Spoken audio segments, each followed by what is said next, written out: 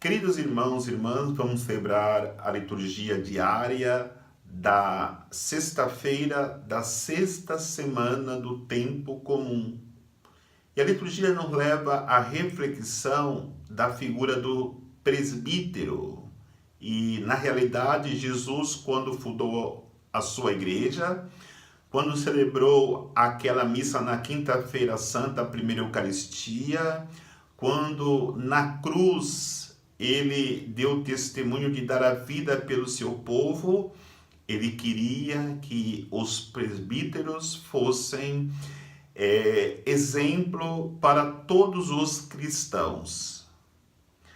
E a primeira leitura de hoje nos mostra esta realidade quando diz que o presbítero ele deve viver sem ganância, ou seja, uma pessoa que é gananciosa não é livre. Por isso, a liberdade, vemos a nossa vocação somente para servir ao povo de Deus.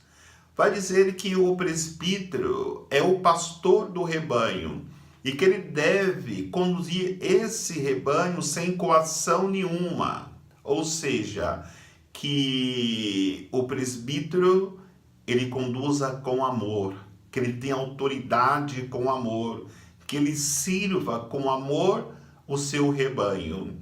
E também vai dizer que não devemos de maneira alguma nos tornarmos opressores do rebanho. Por isso, precisamos, como pastores, conhecer Jesus. E o Evangelho de hoje nos leva a esta reflexão de como conhecermos Jesus. E é claro, o presbítero tem que dar o exemplo, mas todos nós precisamos fazer uma experiência de Jesus. Então Jesus pergunta para os seus discípulos no dizer do povo, quem que é ele? Quem que é Jesus? E eles começam a responder. Uns dizem que é João Batista, outros dizem que é Jeremias, outros dizem que é Elias ou um dos antigos profetas. Na verdade, esse conhecimento do povo, da pessoa de Jesus, é importante. Só que não devemos parar na humanidade de Cristo, porque conhecer a humanidade de Cristo, que foi um homem perfeito, na sua encarnação, ele poderia nos ajudar, como João Batista, como Jeremias, como Elias, ajudaram muita gente, mas eles não podiam libertar o povo, porque eles só poderiam, mesmo sendo grandes homens, libertar se fosse a vontade de Deus, se fosse a ação de Deus através dele. Então eles ajudavam como homem, ou seja, o homem mais inteligente, o homem mais capaz, seja em qual for a área, a profissão que ele exerce, ele pode ajudar, mas não pode salvar. Então, precisamos caminhar mais. E quando Jesus pergunta para Pedro, e para vocês, quem eu sou? Pedro responde com os discípulos. Pedro responde em nome de todos: tu és o Messias, o Cristo, Filho do Deus vivo. Aí nós damos um passo a mais. Por quê? Porque sabendo que Jesus é o Messias, é o Cristo, ele não só vai nos ajudar, mas também vai nos libertar. Porque o Cristo é o libertador, o Messias é o libertador. Então já damos um passo a mais.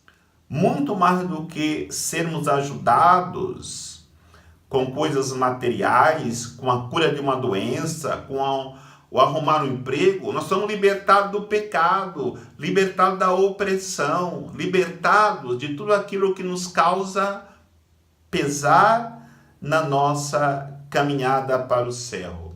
Mas também não basta sabermos que estamos livres. Temos que viver essa liberdade, e essa liberdade tem um preço.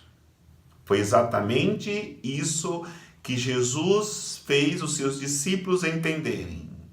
O Filho do Homem vai ser entregue, vai sofrer muito, vai morrer, mas no terceiro dia irá ressuscitar. Então Pedro chama Jesus no canto e diz: Senhor, que isso não aconteça com o Senhor. A resposta de Jesus é muito dura. Os teus pensamentos não são de Deus, mas dos homens. Afasta de mim, Satanás. Exatamente isso, porque nós não podemos saber somente que Jesus é um homem que nos ajuda. Nós não podemos saber somente que Jesus nos salva. Então eu só quero salvação e nada mais do que isso. Eu tenho que saber que Jesus é o Salvador da minha vida. E a salvação só acontece a partir da paixão, morte e ressurreição. Então nós temos que caminhar dessa maneira, nos assemelharmos a Jesus, o homem perfeito.